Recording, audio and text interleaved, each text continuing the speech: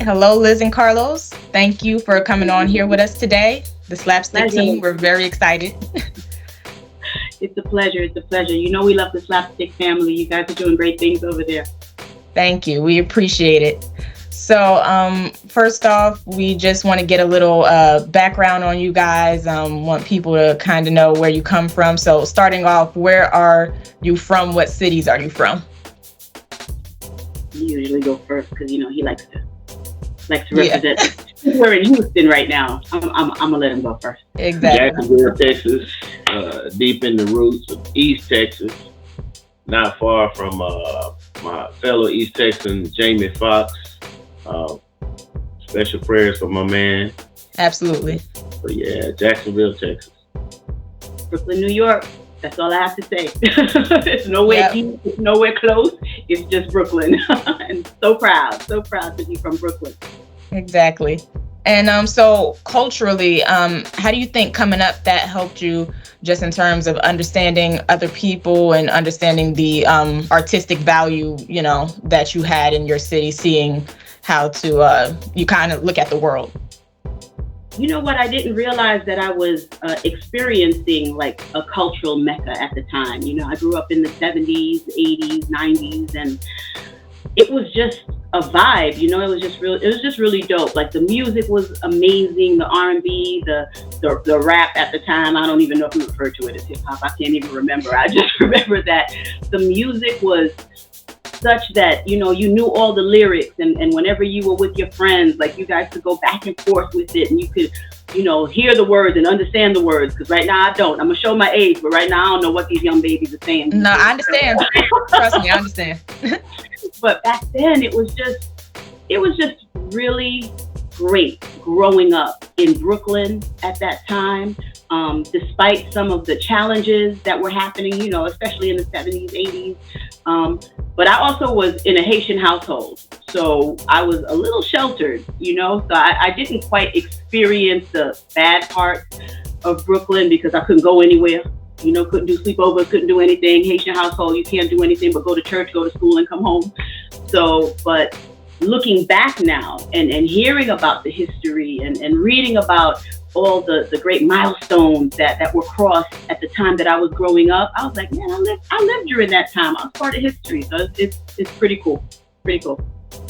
For me, it was different. Like I grew up, like I said, Jacksonville, really, really small town, but the racial makeup was pretty even, like 25-30% black, about 40% white, and about 25% Latino, and then other. So we had a good mix of other cultures up close. Like, so it gives you greater understanding because you look at them as a person first and not just a race or where are you from, like what country. Like we didn't even have those discussions. A really, really good friend of mine that I grew up with, Marty Escueda, he's Filipino. And I didn't realize he was Filipino until I was an adult because he just got put into the Mexican category. 'Cause in Texas, you either black, white, or Mexican. That's it. Uh-huh. Like, I learned that. and so it's, but it wasn't about racism. It's just, because of course like I said, we didn't really box each other like that. Even with black not being the dominant race, I was easily the most popular person in my class.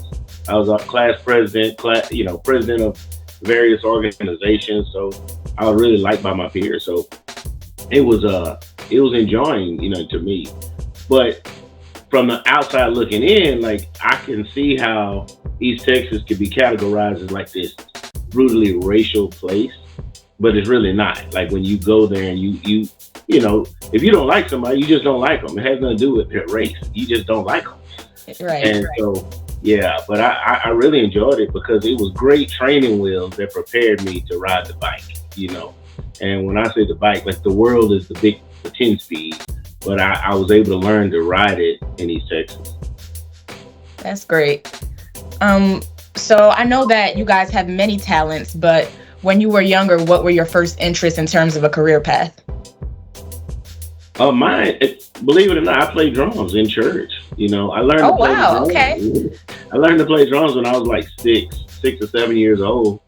And I carried that actually I was in the U.S. Navy, and I played the drums in boot camp. Like, because you know, every Friday there's a graduation from boot camp, and I played the drums in our ceremonies. Wow. So you was a whole star in the Navy. Yeah. All right. Okay. You know what? I didn't quite know pretty much what I wanted to latch onto with regard to talent, but I knew it had to involve talking, and it had to involve something dramatic, because those were my two those are my two main attributes. They still are to this day. I did a lot of theater growing up, with middle school and in high school, a lot of dance, and speech and debate. So speech and debate I carried on through high school as well as college. I went to St. John's University on a scholarship for speech and debate, and I did really well in high school. So I knew it had to do with just being informative, with talking, theater, drama.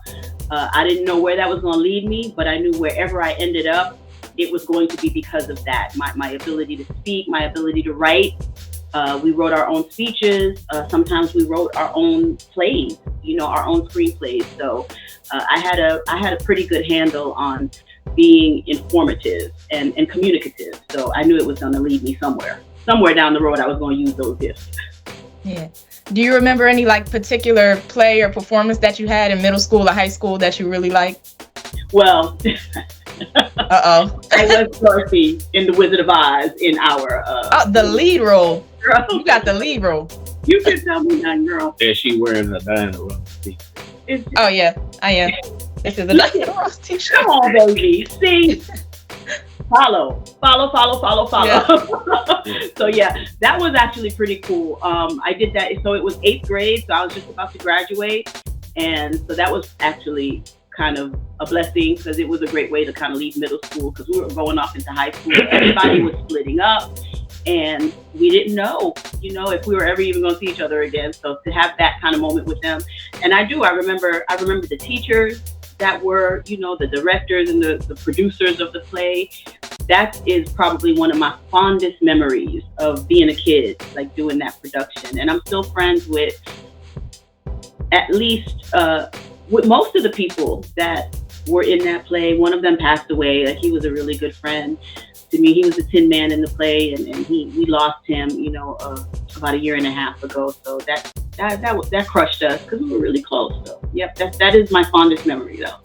Isn't that crazy how people say going from middle school to high school, we're afraid we may never see them again? Mm-hmm. Yeah. They had us convinced. We were balling. Even my mom was just like, poor things. They're just separated. They're never Well, high school to college is a little different, because people really do split up. But middle school to high school, it's like most people still going in their same area. So I don't know why everybody crying. In my town, we had one middle school, one high school, so we didn't have that. Yeah. Well, maybe your dad might get a job in another city over the summer, but other than that, see you in August. But yeah, only about 4 or 5 people from my 8th grade class ended up at my high school. But because everybody couldn't afford to go to the private school. That's not why. We have boys. He's always trying to tell me about my little private school. The other ones went to PN. No, let her be. A lot of them went to high school, all boys high schools. A lot of them wanted to be seminarians, so they went to schools that specialized in that. Nazareth was co-ed, and I just didn't want to go to an all-girls school, because I was so fast. I need to be in a co-ed school. Yeah. For my roots. But yeah, we actually did end up kind of breaking apart. However, thanks to Facebook, we're all back together again. We done the power of social media. We done connected. Like, oh my God, remember when? So it all came full circle. That's good. So, and then can you guys talk about the career path that you actually did end up going into your first? I know you said you did the Navy. Did you do that before you went into your career path? I'm on my 4th one right now. So okay. the Navy was just my first. I got you. Yeah, that's what I was at. You did the Navy straight out of high school? Yes. Okay. And then from the Navy, I worked on Texas Death Row for like 19 months. Wow. And then I became an engineer for Union Pacific Railroad. And that's I was there for 20 plus years. So I guess you could really call that the career. And so, and then my last couple of years with the railroad, I wrote a book, published, and so now I'm a working author, speaker, author, show producer. So I guess all those kind of careers kind of come together. Wow. Yeah. I stayed pretty on the path. I started off pre-law, but it was just too much reading. There was way too much happening with regards to preparation. Again, I was like, I can't read all this stuff. My brain doesn't work. So I went to Fordham for a year, thinking I was going to be on the pre-law path, but I knew it just wasn't for me. And then I transferred to St. John's because they did offer me that scholarship, and I was there and I studied communications with a minor in business, and I pretty much have stayed on that path. I ended up leaving there and going to Time Warner and working in their like cable system area. They have started this really great new program, and it was about quality controlling videos that were going up and down. So I learned a lot of the behind the scenes stuff. I moved over to their New York One, which is now Spectrum, I think, out there. Oh, and wow. I was still behind the scenes. I was doing, I was audio board. I was, I helped the technical director every once in a while. And then I moved on to the Today Show, which was amazing. So I learned how to be an associate producer there.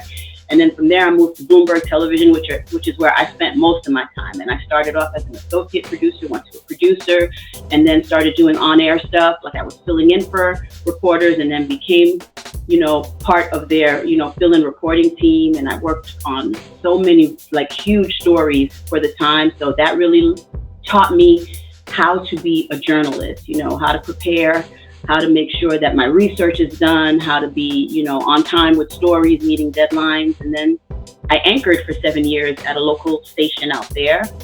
And now I guess I'm in the final stages. You never know. You make plans, God laughs. But now I have my own publishing company, $1 Million Pen Ink. We've published, I think, close to 30 books so far. And half of those have been bestsellers. So I'm really excited about that. And the other subdivision of my company does content management, social media content management. So I've worked with people working on their social media, building their imaging and their branding. So I feel like I've pretty much stayed in the industry, in the niche that I love, which is communication, creativity, editing, and writing. Yeah, that's amazing that throughout all these years, you guys are able to, pivot and still do what you're passionate about. And those are great accomplishments. And speaking of accomplishments, throughout all these years of your career, would you say there are any particular moments that really impacted you or that you really feel like helped you just to, strive to try to do different things? Yes. As an engineer, I was also the union rep for the engineers here in Houston.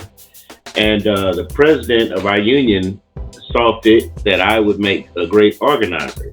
And at the time, I had no idea what an organizer was. So they sent me to a organizer school up in Silver Springs, Maryland, man. And that really, really, really changed my life. I learned so much, and it afforded me the opportunity to meet a lot of cool people. One in which was president, but not president at the time, Barack Obama. He was just like this big-eared senator that came to our convention and said, "Hey, if I run president, will y'all support me?" And me and another guy was the only two guys in there because Hillary came the day before, and everybody wanted to talk to her. And so I had a good chance to meet him and just hear what his vision was. And I came back to Texas and I told everybody, man, this guy Barack Obama's gonna run, he's gonna win. And people thought I was crazy. They was like, man, you gotta be kidding. Hillary, it's pretty much hers. But so I was later appointed to his organizing force. So I worked both of his campaigns and just had an opportunity to see the inner workings on how he puts it together, man. It's amazing. But it really changed my life. Not necessarily to want to run, because I always had dreams of maybe one day running for an office, but just how to apply those organizing skills in everyday life for the purpose of success, and to get the outcome that you were looking for. But yeah, that one decision, I can say, really shaped me as an adult. Yeah, that's crazy. Yeah, you foresaw that Obama presidency. They got to give you credit for it. Well, the way he was talking and his vision, like I was like, man, this dude sounded like a pastor, like that you just can't say no to, right? And his voice just had the ability to motivate you to want to be better.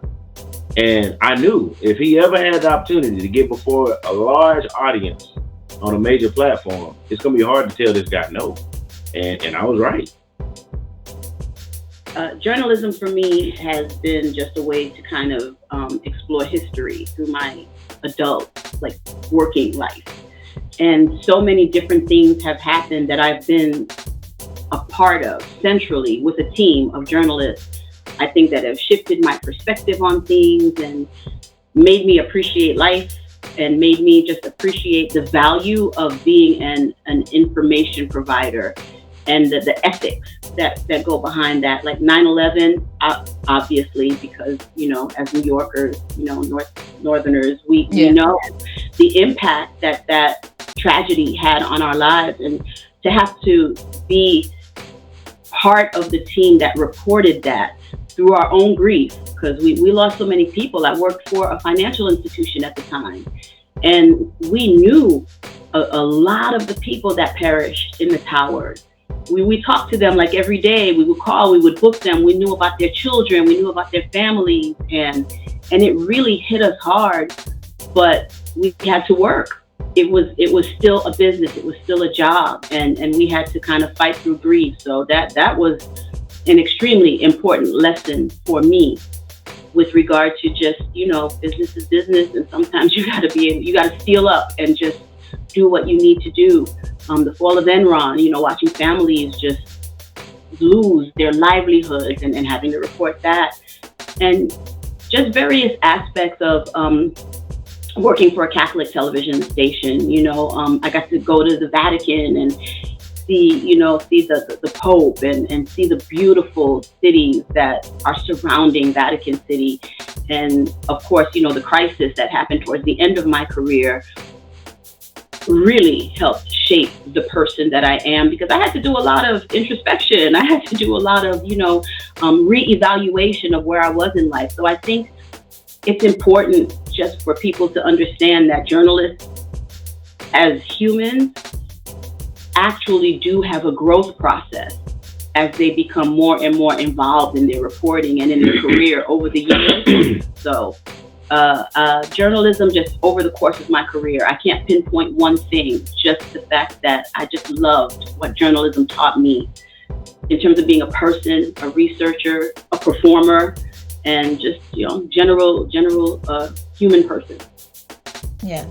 That human aspect, that whole life aspect is a big thing, because, a lot of people think you're just spitting out words, and it's like you can really relate to this. It may touch you deeply, the story or the people involved. Yeah. Like we're just reading prompters, basically. They're just spitting words and we're just kind of reading. And it's not true, like when we lost the babies out there in for Sandy Hook, I was destroyed and on air. I cried. I was just like, you know what? There's just so much you can do with regard to holding yourself steady while you're reporting. I'm like, the nation right now is in mourning, and I can't hold back. So the humanity of who we are as journalists, it has to show sometimes, so people can know that there is a human aspect to what we do. And I think they respect that more. Or they should, because we're not just robots. We're not just, like you said, just spitting out words that somebody wrote for us. We bring humanity to it. We bring emotion. We just have a way of kind of just making sure that it's controlled, because we want to be ethical as well, and not seem like we're being too personal one way slanted the other. At least that's how I was, girl. I can't talk about what's going on now. I was gonna say, I can't talk about what's going on now. Yeah, depends. This interview is, what's it, May the 7th, May the 8th? Because it sounded like it was like 10 years ago. Because media today is, no. Nothing Yeah. like it. No. Nothing like it. I don't even know if I could go back now.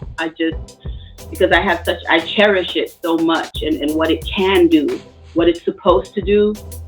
So yeah, we're in a really weird space right now with regard to journalism. So I'm happy I got comedy. Definitely, lighten the mood a little bit. I'm really happy I got comedy. It's hard for me to have faith in journalism when Tucker Carlson is the highest paid journalist on TV. Like, oh yeah. No, the media is definitely a hot mess in a lot of ways. It really is. It's just like, where y'all going? Like, did nobody not get the memo about the ethics and, the integrity and the responsibility that a journalist has?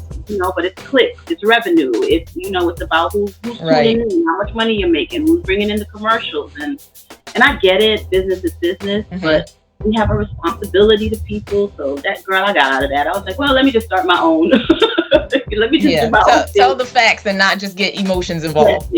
Yeah. So obviously both of you were very passionate about the things that you were doing, as an engineer, an organizer, journalism. How did you guys get into comedy, each of you? I lost my job, so. That's a true story.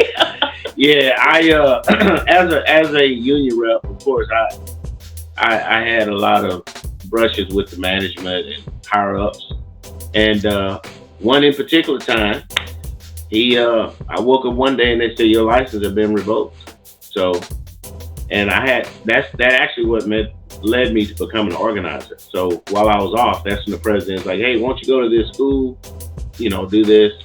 And so 3 years and 4 days later, I won my job back, and I went back to work to finish my career. But in the meantime, a friend of mine from Chicago wanted to have a comedy show in Houston featuring SlapStik Entertainment. And he called me up and I was like, so what do you want me to do? Just loan you some money? Because I had no clue. I enjoyed going to comedy shows, but I never produced one or anything like that. And so he's like, no, man, you're in Houston, you know a lot of people, yada, yada, yada. And that's where my organizing skills came in. I organized a team of college students here, and we papered the city with flyers. I think like 20,000 flyers in about 4 days, and the tickets went on sale on Saturday, and by the end of business the following Tuesday, we were sold out, 3,000 seats, and so the light bulb came on. I was like, you know what, maybe I can do this. And Antoine Collins is his name, Tone. He had already made his decision. That was his last show. He had produced so many shows, promoted. And he's like, man, we're going to make a lot of money on this one. I'm taking my money and going to other things. And I had a definite idea. I was like, well, I think I want to stay.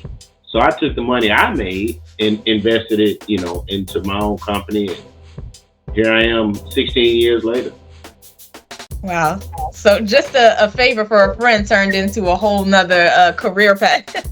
Yeah, because, when I lost my license, I had no idea what I wanted to do next, And so I went to the Employment Commission, and they were like, okay, this was in 2006. It was like, okay, your skill set, you can make about $20, $25 an hour. So I started doing the math, and I was like, wait, that's way considerably lower than what I'm used to making. So no, I can't go work for someone else making less than what I used to make. And but again, I had no idea what I wanted to do. So I evaluated everything around me, including my savings. I said, I got about 5 years without drawing one penny before I'm homeless. That includes selling all the contents in the house. So I got 5 years to make a decision. and I just waited for God, man. And I probably wasn't off 2 months and it got that call. And so, again, God told me what I was doing next. I had no idea, no clue. Right. An unexpected blessing. Yeah, indeed. Yeah. I'm a cliche. I did it on a dare. I'm that story. Yep. Okay. we would be sitting around our office and joking. And like I said, I was always the drama queen, you know, cracking jokes or finding the funny in something. And one day, one of my office workers, who actually was a comic, entered me into the funniest office worker at Stand Up New York. And I was like, I'm not going to do that. Like, that's not what I do. And they all got together and made sure I got there. I wrote like a 3 to 5 minute set about just office workers and working in New York and the usual stuff, you know, like trying to walk down the street and everybody's walking like 6 abreast, and you're just like, come on, man, I'm just trying to get to work, make a little bit of money, you know. But the tourist is just like, oh my God, that's just so cute. It's just like, look, Bambi, we gotta go. This is not, we are not doing this right now. Like, this is my everyday. This is my everyday, boo. I've seen that building 15 times. You need to just move to the side. It's just regular things that I think New Yorkers at the time could relate to, but probably still today. What rat's gonna run for mayor? No, you didn't have to put that out there, but y'all heard it, right? They come from me. But yeah, and so yeah, relatable stuff, right? Relatable stuff. And I won the first round and thought, man, okay, I could do this. This is my career. I'm gonna quit my job. I'm gonna be a comic. I'm gonna meet all the famous people. I'm gonna walk around. But the second round came around, and I did similar jokes, and I got really great reactions. But that was the round where all the other people that had won came together, and I was like, all right, you know, this is probably already real comics. They were probably hiding. Thinking back now and knowing the name, I was just like, man, this was a ringer. This is right. They came ready. Yeah, it was in, but you know, I sat there and I listened to them, and remember, my coworkers and my friends and my family were there, so the applause, and I was like, they love me. Well, clearly they love me. They got to. I got to work with them, but I wouldn't do that at the time. And they started announcing the names, and it was like 3 people were going to go on to the next round. So they announced third place, and I was like, well, I'm get third place. And they announced second place, and I was like, what? I won. Oh, they weren't even ready. They wasn't even ready. And then they started to announce first place, and they said, in their first place, I started to get up because I knew it was me. And then they said somebody's name, and I said, damn, it wasn't me. And I was just like, oh, okay. So this is what we're going to do? And I decided I want to do comedy no more. What comedy? Who cares? I got a job. I work with Bloomberg Television. I am like an associate producer going to y'all ain't gonna hurt my feelings out here. So, you know, I licked my wounds a little bit, but I loved it. I really did. Like, I did. I love the laughter. I love the vibe. I love getting ready for it. I love writing the jokes. And when I got over myself and the defeat, the agony of defeat, I said, you know, I think I will actually give this a try and work at it and do it with respect. And I've been hooked ever since. I can't even tell you, we've been together close to 16 years. So I've probably been doing this about 6, because it was right before I met Los that I started. So about 15, 16 years. But seriously, like, hardcore focused, study the game, like, respect it, write sets. I want to say a solid decade where I'm like, this is not a joke, this is not a game. You know, one of my favorite comics would always say, and I learned from that, I'm a comic, I'm not a clown. You know, shout out to Rob Stapleton. Like, that was one of the first things I have ever, and he wasn't even trying to teach me anything. Like, we were all kind of just having a conversation, because Los managed the Top Dogs of Comedy at the time, and Rob was one of the premier members. And we were kind of all just sitting around talking, and he said, somebody came up to him and was just like, you know, crack a joke or tell a joke or something. And he was just like, dude, I'm a comic. I'm not a clown. I'm not here for your, you know, entertainment without a check. Don't play with me. Yeah. And that stuck with me for the rest of my career, because there's a difference. You know, there's a difference between getting up there and being a fool and just acting out, than actually, like, creating a set, telling your story, and doing it for the benefit of the audience, not for yourself. You know, not to necessarily get the laugh, if that makes sense, but to get the laugh authentically. because you worked at it, you know, and you're really doing something for that audience. That's a mindset that I still to this day continue to work on. It's not a game. It's fun. You know, I love to do it, but it's serious. Comedy is serious for me. If that's not the biggest oxymoron you've ever heard, but it is, you know. And I owe a lot of that to Carlos too. He has taught me just fundamentals of it because he studied it, and of course he toured with the top dogs of comedy, so he was able to see it firsthand for so long, and he really helped instill in me the values and the principles of what comedy is. Not, you know, getting on stage and having fun and moving around, and I still get it to this day. If I get on stage and I do something that's out of character for me, or I do something that's more clown-like than being a stand-up comic, he won't talk to me for 3 days. Like, he'll just be like, you know what, you're not thinking this. Oh yeah, he's you know, he makes me a better person. He makes me a better stand-up comic, and I appreciate it, you know, because you need those values. You know? Yeah. I mean, it's definitely, being a comedian is a profession, you know, not just something, right. You know, if you really want to do it, you got to put work in, and it's not just like a hobby. And I liken it to, you know, they talk about the basketball players and how much money they make, and how, you know, man, they're overpaid for what they do. First of all, you can't tell people what to pay somebody, and you like, you know, if they want to pay them that much money. That's just jealous. You know, jealous. But for basketball players that are doing what they do out there, I mean, they're up crack of dawn till late at night. They're practicing their craft. Like, I don't know of any successful basketball player, and I'm not saying that I'm the biggest sports fan in the world, that gets up on game day, goes out, you know, to Waffle House, just chills, talks to their friends, chills with their family, just shows up at the game. No, they go hard. They go hard. And there may be some, but that's not how they got there. I mean, yeah, it's a few here and there. I mean, we got the Dennis Rodmans and all that. Yeah, you see them fall off when they get to the NBA, because they do take on that type of attitude. Yes. I have a story I like to share. I was on this board, a nonprofit board once, and the president of the board wanted me to put together a comedy show for a fundraiser. And it was in my hometown, so there are no comedians there, obviously. So every comedian would be traveling there, be it some, you know, I know some in the Houston and Dallas area, but at the time, you know, I know New York, Chicago, Philly, like I know comics everywhere. But she was like, I said, well, what's the budget? And she said, well, we were thinking, because that's what you do, maybe you could convince them, you know, it's for a good cause, blah, blah, blah. I said, okay, all right.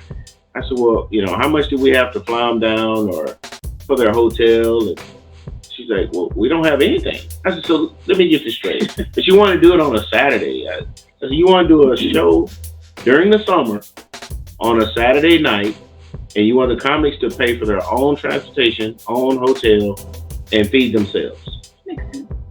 And she said, well, yeah. And she's a medical doctor.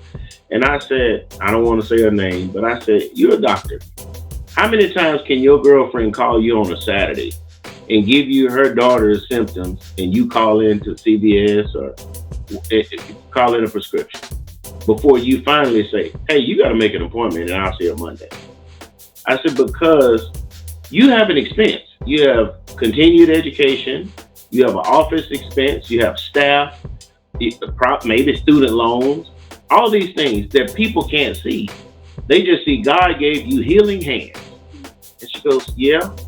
I said, but what about all those expenses? And she said, oh, no, you're right. I said, well, a comic has the same thing. They may not have student loans, but they spent 10,000 hours or 10 years building their craft, many hours of study, them cool outfits that you see on stage, well, they pay for those. Like, they have debt also that they've accumulated over the years to be where they are. But all you see is God made them funny. And she looked me in the eyes and said, Carlos, you are absolutely correct. I would never ask a comic or any entertainer to do anything free ever again. Mm-hmm. Yep, it's a respect thing. Yeah, absolutely. Yeah, for sure. Yep. And then So I mean, it's wonderful, what you guys were talking about, just in terms of sharpening your skills. And Liz, as you were talking about Carlos's support, I mean, it's great to have that in your spouse. And how do you think that he helped you, or could you go back, into the history of creating your image as a stand-up comic, how you kind of bounced ideas off of him? Oh Lord. For one, she used to cuss too damn much. That's one. Yeah, I did. I cussed a lot. That was the first critique he ever gave me, because that's how we met. We had mutual friends that were in the industry, and I went out on a limb and said, well, let me see if I could contact this guy and see if he could critique my set. It was literally like a 5-minute set at the time. I had just started, and he agreed to do it. And I sent him the clip, and he called me the next day, and he literally broke it down at 1 minute you do this, at 1 minute and 10 seconds don't do that, at 1 minute he literally redlined that entire set. And the very first thing he said was, you don't need to cut so much. It's not necessary. He said your material is good. I was over the moon about that. And he said your presence is good. He said develop yourself as a comic, develop your material, develop how you deliver it, but you don't need to do the cursing. The cursing for me was just, I was nervous. And I was from Brooklyn. That's the recipe for it. And then everything with with the F word, or throwing in an MF in there every once in a while, because it's also what I was seeing. It's also what I was, when I would go to the shows, that's what I would hear. That's what I would see. I would see the women talking about a lot of sexual stuff and, a lot of vulgar stuff. So I would be watching, and then I'd watch the audience's reaction, and I'm like, okay. So in my mind, I was like, okay, well, this is what gets the laugh. This is what they want. And Los began to teach me that I should develop my own persona. I should make people remember me for my comedy, not for the cursing, not for the vulgarity, but when somebody is talking about me, you saw that comic Liz the other day, Liz? If somebody says, Liz, I don't know her, Liz who? Liz Wallace. Oh, the one that does the Walter joke. Oh, yeah. Oh, man. Oh, she is funny. I would prefer that, and have them look me up to see what that Walter joke is, than have somebody say, man, she be cussing and she's so sexual. And I want, because I've seen women actually get in trouble for that. I've seen audience members get up and think that the woman talking about all that sexuality and all that vulgarity is that woman. Mm-hmm. And they'll follow her, they'll troll her, they'll DM her, because they're going by that image on there. And I don't want to do that. And I have successfully formulated an image where I'm just myself. I'm growing older. I got struggles. I got issues. The body changing, the mind is changing. The menopause done hit me, girl. I do Pilates at night. I got my leg in the sheet, out of the sheet. I got one arm in, one arm out. Poor thing over here. I don't know how he deals with it. The ceiling fan is on for 5 minutes, and it got to be off because I'm like, so. And women relate to that.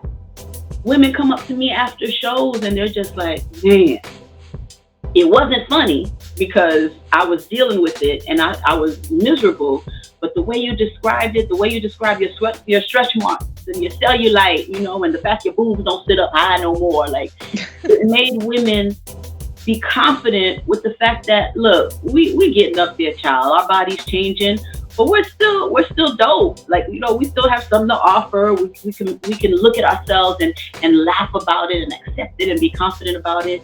To be known for that, that is, that's due in large part to Los's mentorship. And if I give him a joke, he never writes my jokes. He allows me that freedom to express myself because, I am a good writer. But he'll punch a joke up. I'll tell you what. I trust him. My ego doesn't get in the way. That's one thing with us is there's no ego clash ever. If he writes something and he knows I'm a writer, that's what I do for a living, he's like, hey, punch this up for me. You know, what do you call it? He calls it Liz it up. Liz it up. Put that $1 million ink on it, you know? And that's fine. And I don't look at him like, man, he don't know how to write. Let me get. First of all, I'm humbled because he's probably one of the smartest men I know. And I'm not just saying that because he's my husband. Like, he's got a way of thinking about and conceiving things. So he's coming to me and he's just like, right, you know, do this for me. And I'm just like, let me help the master. I'm honored. I'm honored. So when I have a joke and I say, babe, I want this to hit. I want this to be my closer. Like, I want this to hit. And I hand it to him and he punches it up, and then I get on stage the next week and it does exactly what I wanted to do. How can I not trust him? Like, how can I even start saying to myself, I could have wrote that? Okay, well, clearly I couldn't have, because I asked him to do it. So that partnership is an extremely, extremely important part of my comedic career path, you know, and I love it and I embrace it. But then sticking to the basketball reference, a guy said to me years ago, he said, you want to play basketball or you want to play in the NBA? He's like, it's street ball legends in every city. Like, it's a guy in every city somewhere that they say, man, he could kick LeBron's ass. Or, oh man, I got a homebody, can I shoot Curry? But Curry's in the NBA, LeBron's in the NBA. Exactly. So, as a comic, you know, you have to make your decision. Do you want to just be a street ball legend, or do you want to be in the NBA? Like, it's up to you. And so some of the rooms, and this is prior to her meeting me, I'm sure those are phenomenal street ball legends. You know, New York's full of phenomenal comics that the world has no idea they're out there. Right. And these guys go out, they do jokes for $50, $100, just enough to get them to tomorrow, you know. And all due respect to them, man, funny. I mean, funny. But they don't want to deal with and not just New York. I mean, Houston has some just like that, you know. But they don't want to deal with the headaches, the struggle, the framework that comes with the business of being a comic. And that's, you know, make your decision which one you want to be, you know. Yeah. Yeah, and I think it's, you know, really important that you guys mention that, because you kind of got to push yourself, you know, instead of just being comfortable all the time. Yes, yeah. Well, and that guy told me, he's like, hey, you see that guy over there? Like, he's great, man, but he don't want to do interviews. He don't want to travel. He don't want to be in a different city every night. He don't want to have to wear a suit to the press conference. He don't want to have to get up for 5 a.m. shoot around, 6:30 film session. He just want to play basketball. Same in comedy, you know. There's comedy, man, I just want to get up and tell jokes. You know, I work this new joke out. I want to go down to the local bar, see how people respond to it. They don't want to have to go to the 6 a.m. radio interview. You know what I mean? Or the 5:30 a.m. audition for whatever. You know what I mean? Like, they don't want to deal with all that. They just want to tell jokes.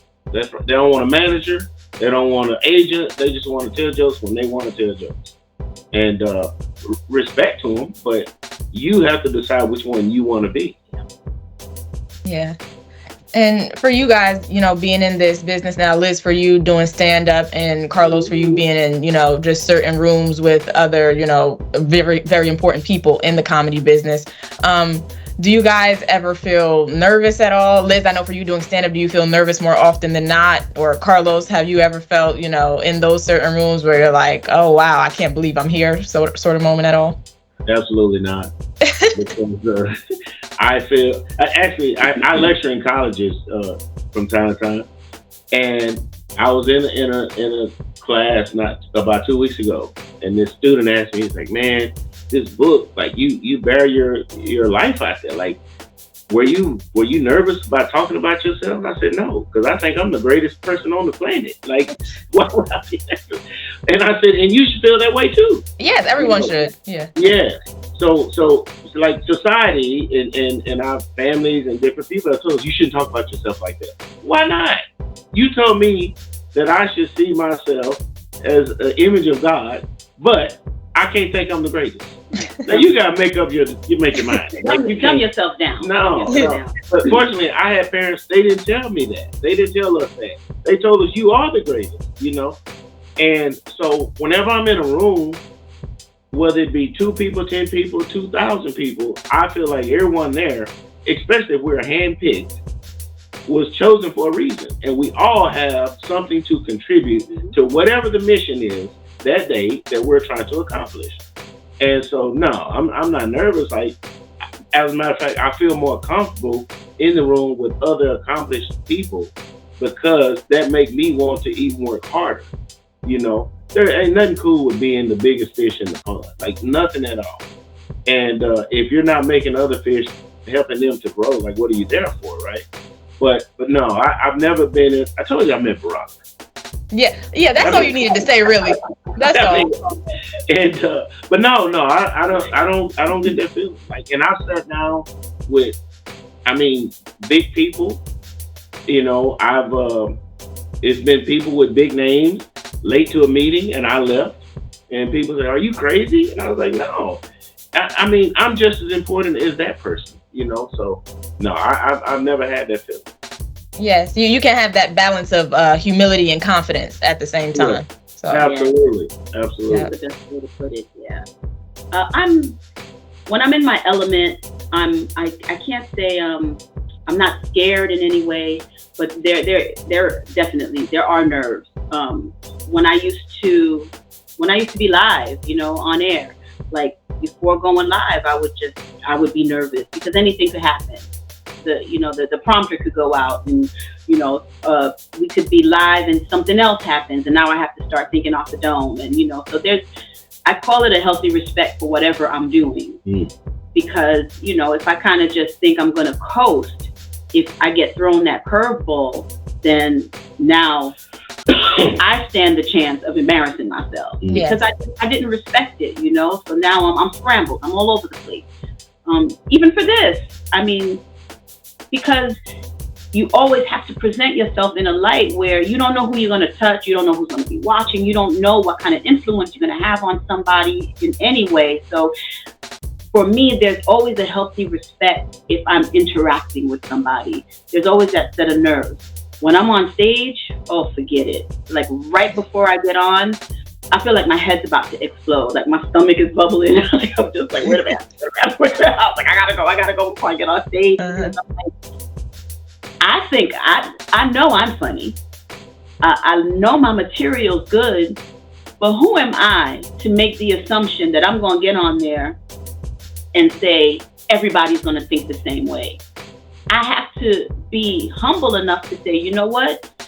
I'm going to go out there, do the best I can, and make sure that they know I know I'm funny, and I give them what I have, and I make sure that I've worked to that point. But I'm also very respectful of that stage and the people that paid that money and the people that are watching.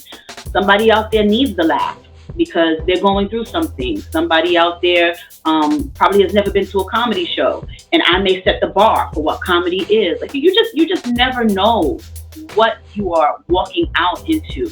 And whether there's 5 people in the room, 500 or 5,000, I'm going to be a comic. I'm going to do my set. I'm going to interact. I'm going to make sure that you get a show. But I'm be nervous because, that mic, I love being on stage. So it's kind of just like I don't even want to say a love-hate relationship, but it's like, you're courting it. Like it's a date for me. Like I love every aspect of the stage, the mic, the stage, the audience for me is kind of just like a love affair. You know what I'm saying? Like I know it sounds corny, but it's like, I want to do my best because I love it so much and I respect it so much.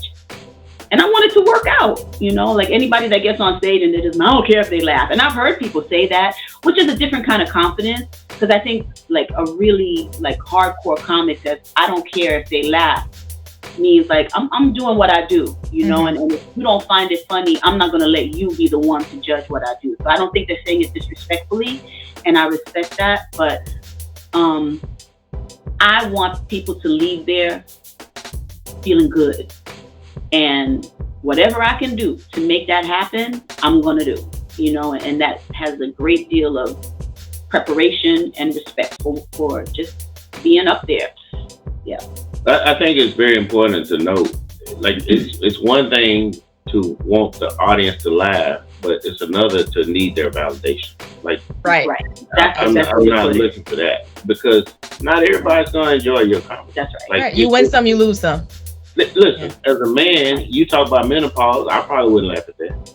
Especially, I'm 30. Now, if I have a wife that has experienced it or going through it, and it's relatable now. But at 30 years old, you know what I mean? What the hell I know about menopause, right? So, but that don't mean you should abandon that style, because there is a market for that, right?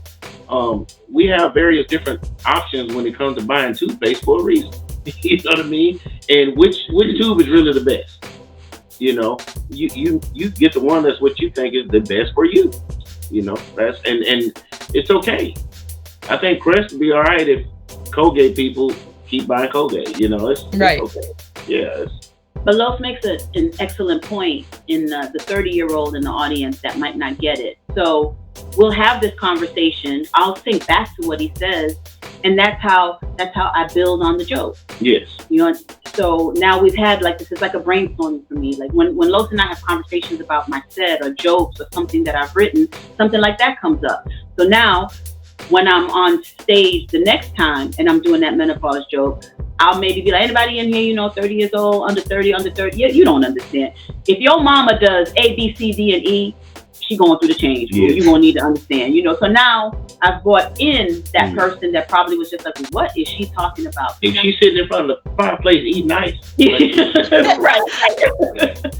Your mama going through the change, dude. Just, I need you to be understanding and be supportive. That's right. Yeah. Okay. Just, so that's what I mean when I talk about that exchange and developing as a comic and developing a set and being able to reach different audience members, whereas maybe I wouldn't have thought about that like a week ago. Because now I'm talking to the women and I'm talking to older men, I'm talking to men named Walter, Otis, and Percy. Like they understand, that's the age range I'm going for. But I gotta, Jaquan's in the audience too, David, Lala, he out there too. So I'm just like, well, I don't want to lose them. So I gotta find a way to bring them in. So it's all growth. But that's where the writing comes in. That's where knowing your material comes in. That's when studying your material and working out, getting out there and making sure that you can touch different generations. So you don't become at some point obsolete. Like I never want to become obsolete in terms of anything I do, whether it's the publishing or the comedy. So there's this constant development in my mind. I never phone it in, ever. And I've never phoned it in with anything that I love to do. And I pray to God I never get that mentality, because if I ever get there, I'm just not going to do it anymore. If I ever get to the point where I'm just like, oh, it's another show. All right, I'm just going to get up there and, do 15, do 30, do an hour, whatever. That night, if I feel that I'm hanging it up. I'm either going to do a lot of introspection because something's off, or I'm going to say to myself, I don't want to do this anymore. And it's not fair to the audience. It's not fair to producers. It's not fair to the person that booked me, paid for my flight. I'm just not going to do it, because there's way too much collateral damage just because I no longer have passion for something. And I would just, move on, do something else, do something different. Yeah. And that goes back to that, that passion and that love for it that you guys were talking about. And then I think those nerves too, and that anxiety, before the show kind of shows how much you respect your audience also. It's a mutual respect. So, yep. Now I know you guys have been in front of many audiences. So is there anything that has ever happened that sort of shocked you, like a crazy reaction, a heckler, some medical emergency? I mean, I was the producer of the show, not necessarily. I went on stage, obviously, but we had a lady went into labor once at a show. Labor. Like, full-blown labor. About the domino right here. Big shit.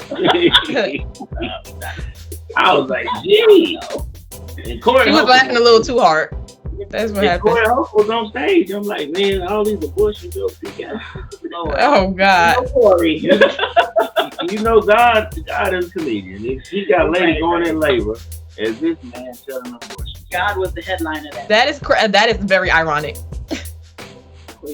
Corey. I had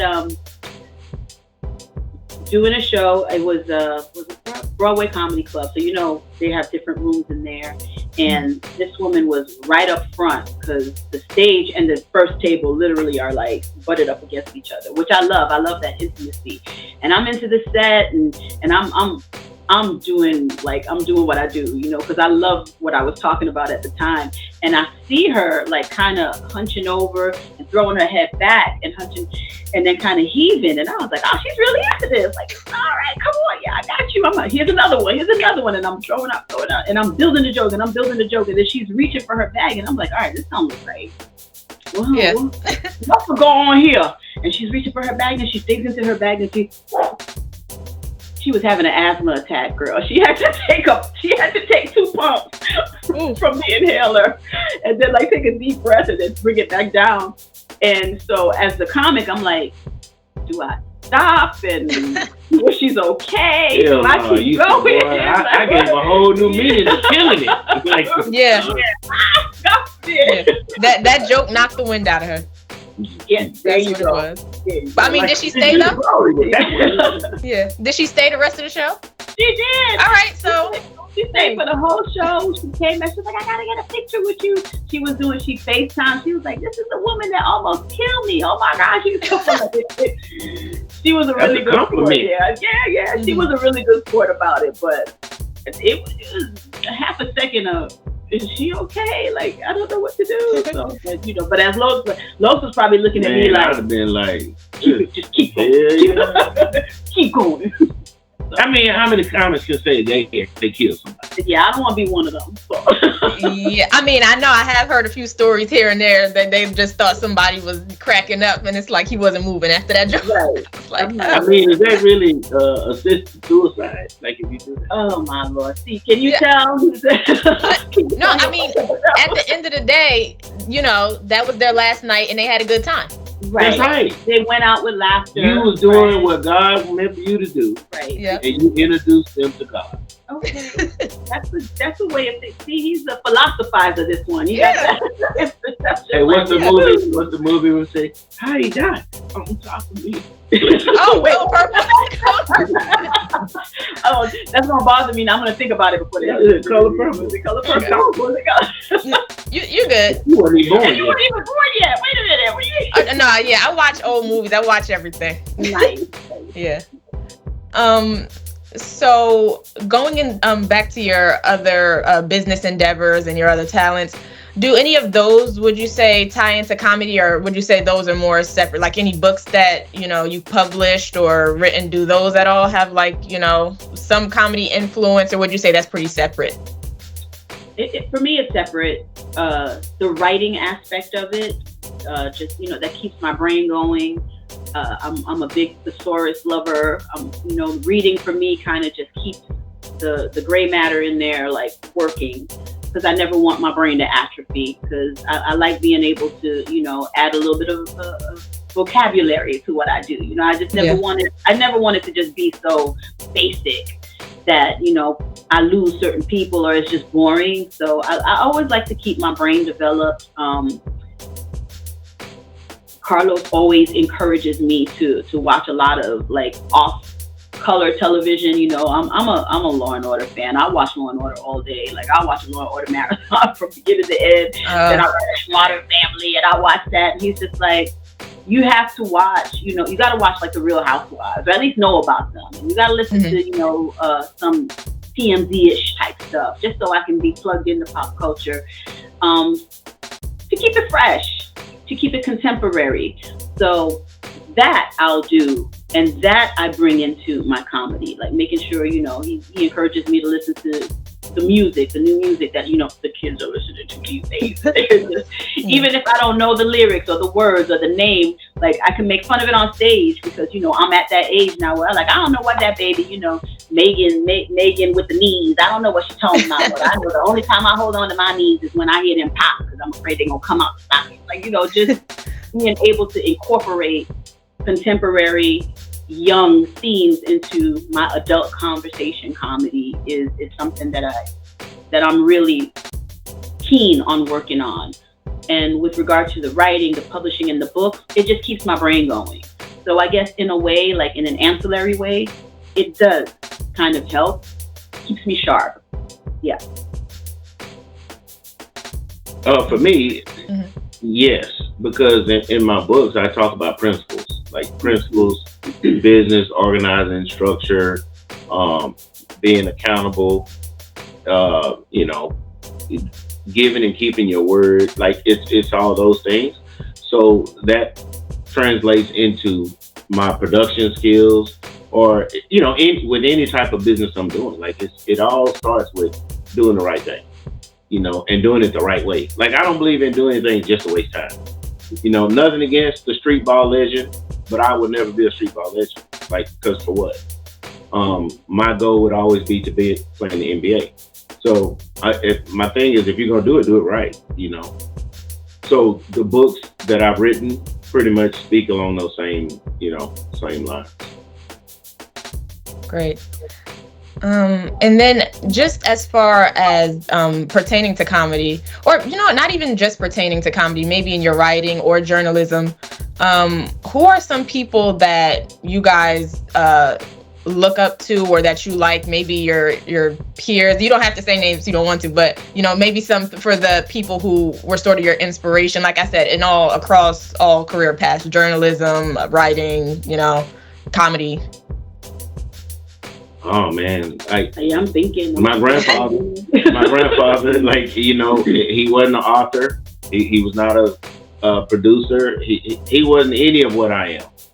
But he was just a solid man. He was a judge. Now I haven't reached that yet, but now like my grandfather, and living Michael Herzig, he's an attorney, but same thing. He's not an author. He's not a producer, but he's just a stand-up guy. And but yeah, that's probably my two, and obviously my dad. But yeah, those three men, that inspired me to just be a better man, period.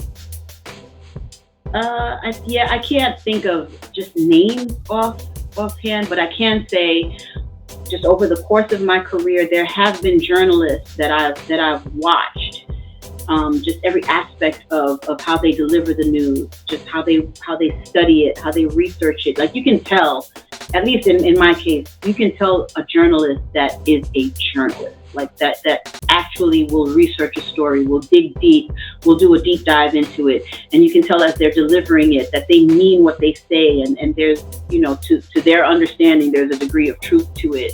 And they want you to understand. And there have been so many just over the years, like, there have been so many Peter Jennings to me. I'll just say that. Like that kind of was like a standard for me. There have just been so many like him. That I could just go on and name, but let's just say he's kind of like a benchmark for me, because he was like a news person's news person. Like you'd watch him, you trust him, and he kind of set a standard for me. And there are comics that have done the same for me that I watch and I study, and I'm just like, okay, I get it. I see it. I see the difference between that comic and that comic, and how they deliver, how they have a command of the stage, how they use like the mic stand to be part of them. Like it's literally like an extension of their comedy, like all those little nuances. I'm like, this person is actually performing, but it looks like it's normal. It looks like it's something that's just happening so organically.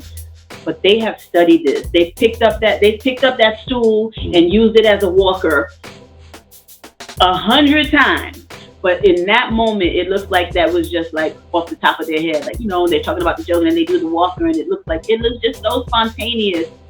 But they've had to work with that because it's a prop, and that can mess you up, So those are the types of things that I watch very closely when I'm looking at anybody that does what I do. I don't necessarily, I don't obviously want to emulate anyone, because I want to be who I am. But there are people out there that could teach me things, and just by watching, I gotta shout out one woman that she's the funniest comic. I'm not even gonna say female comic that I know. I love her so much. And I don't even laugh when she's performing because I'm so busy like watching her. And that's Coca Browne.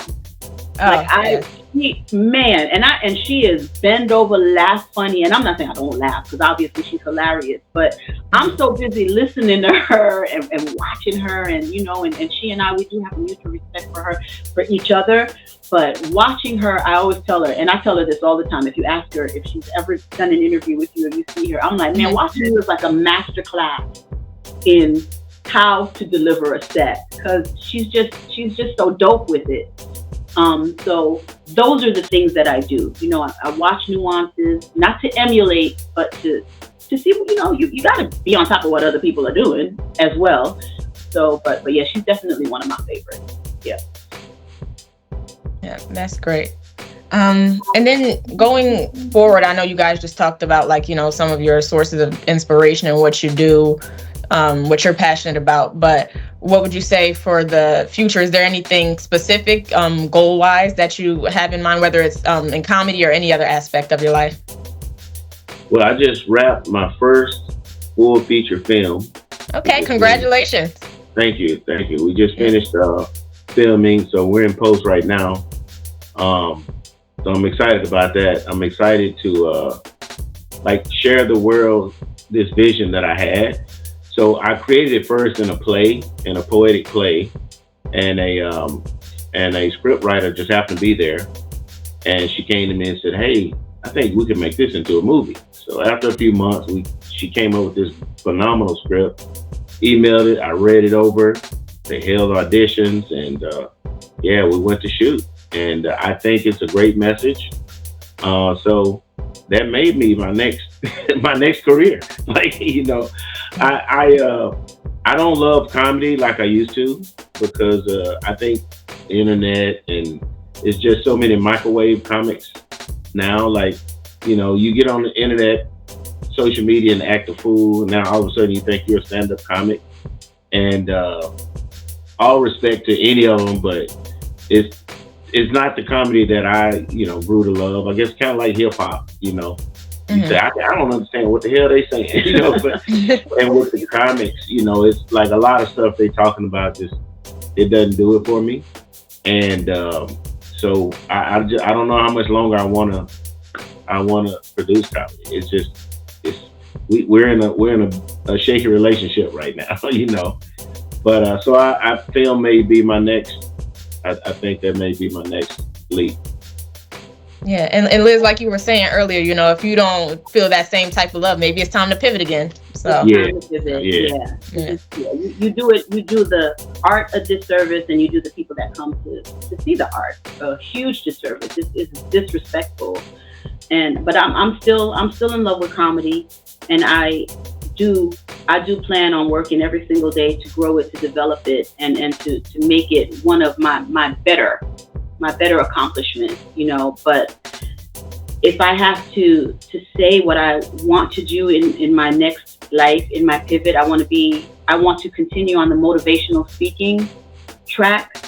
I want to be able to get out to more schools, to more women's organizations, just to a larger crowd, to talk about my journey in transitioning, and my journey in learning who I am, and becoming more confident, and being able to kind of just say, you know what, this is me, and I'm the best me I'm going to be, and I'm going to keep developing. If you don't like me, I don't know what to tell you, and that's a message I didn't quite get coming up. I was always trying to conform, while I was in television. I was doing the relaxed hair, and the way I dressed was very conformative to what the industry was telling me I needed to be. And, in other social situations, I dressed a certain way and spoke a certain way just because that's what society said and I needed to be. And when I finally started transitioning out of that and feeling my own power and finally knowing who I wanted to be, I was like, everybody should have this. All young girls, or especially all young Black women, should know what it's like to cut that. Nothing against women with relaxers, but man, as soon as I stopped being on air permanently, that's the first thing I did. I just did the big chop, and I embraced my natural hair, and I have not felt more confident than I do at this moment in my life. And everybody, every young girl, every woman should feel that, embrace it and love it. And I'm starting to see it a lot on television now. I'm starting to see it with weathercasters, with newscasters, with sportscasters.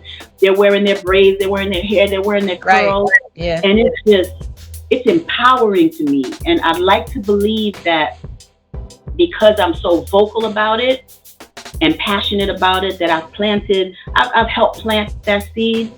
But there is just something about knowing who you are, being confident about it, and just embracing it and spreading that word that just, if I could do that for the rest of my life, I think I would really die happy if I could just, like you or anybody that listens to the words that I'm saying. And if you were cautious or fearless about something and you said, you know what? Nah, I'm just gonna do it. Whatever happens, but I'm gonna do it. If you ever tell me that something I said did that for you, girl, I could die tomorrow. I would just see that would be the legacy that I want to leave. You didn't mention you see it in the NBA. Ja Morant got his color braid. Well.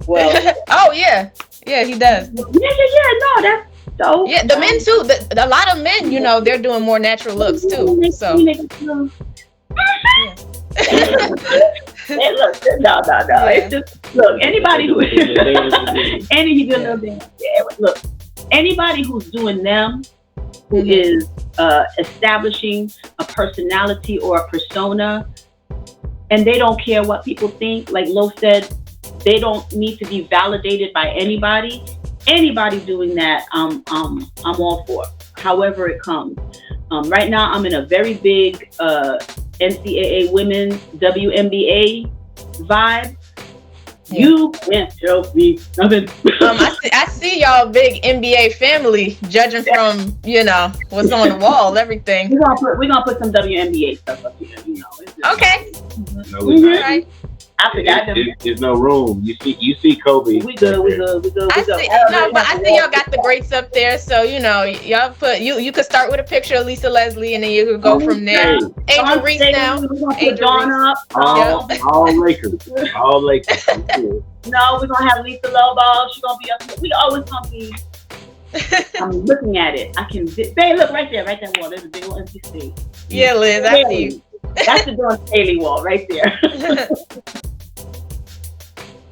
He ain't going for it. Next time you're gonna have to do a part 2. I see. Yep. But thank you for that, because those of us coming up, in our careers, we really appreciate this type of advice, especially in careers that are so image based. And it's okay. It's one thing to switch it up if you want to. You shouldn't feel uncomfortable in your skin at all. No, and I'm proud of you. I mean, I don't mean to pivot you or put you on the spot, but I am. I'm proud of you. I see your curls. I see your hoops. Thank you. I see that you are comfortable in your own skin. The way you ask your questions, your preparedness, and I love to see that. And don't ever enter a room where you feel you need to conform or you feel you need to dress a certain way. If you want to come in your sweats and your Biggie t-shirt, go do it. And if nobody else is doing it, you set the standard. Because I promise you, what's going to happen is you do it enough, you're going to rub off on young girls like yourself and maybe some older women that are just like, oh, you know what, that's dope. And I usually love to wear. Let's not go too far now. You have to put your career first. Well, yes. I mean, clearly, but no, but I get what you're saying, though. Yeah. I mean, don't go in there and just be a disruptor like off the rip. Yeah, there's a time and place for everything, but still, you can change the narrative. Yeah. I had to clarify because there are people that need to hear the clarification. Because it's some people like these youngsters now. I mean, this generation. Again, I lecture at colleges, man. I sat in the class once and watched a girl take her braids down. In class. Yeah, that's a bit much. You know what I mean? Like, I'm like... Basically, he's saying, don't be the bonnet generation. I'm like, dude, you just have no respect for where you are. You know what I mean? It has nothing to do with the threat on your culture. It has everything to do with respect. Like, dude, you're in a class. This is an HBCU. Everybody in the class is black. Teachers, the professor is black. The guest lecturer is black. And you in here taking your hair down. And not only was I offended, but several students after class came up to me and apologized because they were offended. Like some people just do too much. And so when I think back about rules that are in place, I'm like, we need to bring some of them back. Mm-hmm. Like, just because some people don't know how to self-govern. They just don't. Yeah. And I just have to clarify that with that. I'm just doing me generation. Like, you can just do you, but not you can't do you here. How about that? And I'm saying don't fall into that. Yeah, there's a huge difference between knowing who you are and being confident in your own skin and just being reckless. And I know you. I'm not worried about that for you. But sadly, the disclaimer does have to be put out there because of the one taking her braids out. You know, in the middle, like, you know better. Come on, you know. Yeah. And if your know better is not activated, I don't know what to tell you. I could talk till I'm blue in the face, and you probably won't get it. But you know, for that younger generation that understand that there are parameters that you have to work in, but you don't have to be locked into it. That's the difference. You can add your own personality to it, add your own twist. Just be who you are, you know, and then move up the ladder, and that way you're going to be respected, not because you conform, but because you always just came in confident, and that's who you are. Yeah, and you're good at what you do. But I'm guest lecturing this class, right? And it's a senior class. Mm-hmm. Some of those students leaving there looking for internships. Mm-hmm. So let's say she asked me for an internship via email, and I don't know who she is. I contact the professor and go, you know, the day you came, the girl that was taking her hair down, how do you think I'm going to respond? Not well, yeah. Might not be you get what I'm saying? And she may never know it was because she was taking her hair down. Because I'm not gonna email her back and say, no, you was taking your braids out in class, so you don't really fit what I'm trying to do. She'll never know. So I just tell people, don't be the reason that you lose out on your opportunity. That's all. That's all. Like, and I'm as disruptive as anybody throughout my career. But he'll put on a suit, girl. But I've always done it with respect. I've done it within the rules. Like I tell any place that I've been in, like, you give me the rules, I'll make them work. That's all I need. You just give me the rules. You tell me the cans and the can'ts, and I'll make it work. I didn't go there trying to change the rules. Mm-hmm. I didn't go there to try to force who I am on them. Because one thing you have to remember, if you've ever played sports, from age 3, 4, 5 years old, you've been taught no one is bigger than the team. Yep. No I in team. Same in business. Yep. Same in business. Nobody's bigger than the team. Tucker found that out. Don Lemon found that out. Matt Lauer found that out. And the list goes on and on and on. These are all high-profile journalists. Mm-hmm. Very highly paid, big ratings drawers, and they all unemployed today. No one is bigger than the team. And all of the networks are still thriving. Mm-hmm. So, you know, just always keep that in mind. If you want to create your own, do that. And you know, but you still gonna have somebody to answer to. You have investors, you have stockholders. Like, I mean, you know, this whole idea of I don't have to answer to anybody is a facade. Like, I did it all by myself. Yeah, no, ain't nobody. Yeah. Nobody. Even Jesus had help. True. Yeah. Yep. Nobody can do it by themselves. Yeah, of course. You know, everybody, you know, makes mistakes, but when you have a character trait of just being disrespectfully bold versus being, you know, bold in a respectful way, that's when, you know, that's the perfect way to put it. It starts getting out of hand. Bold. That's now you out of hand. Hey, it's an episode of Martin where his mama and I think Cole's mama are arguing. And she said, well, if it smells like fish everywhere you go, it might be you. I actually remember that episode. Yeah, they're like in the car. And so my thing is, if it's failure everywhere you go, you're the common denominator, dude. Like, you can't, every business didn't do it.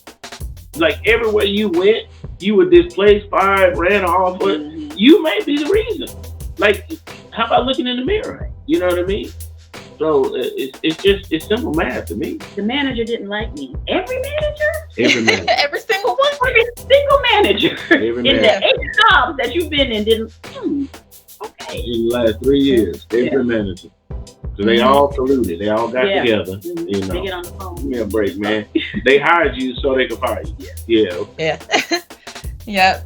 And I can see the comedy in y'all right now in the lessons, but the delivery is, the delivery is funny, but it's not funny. Y'all serious stuff.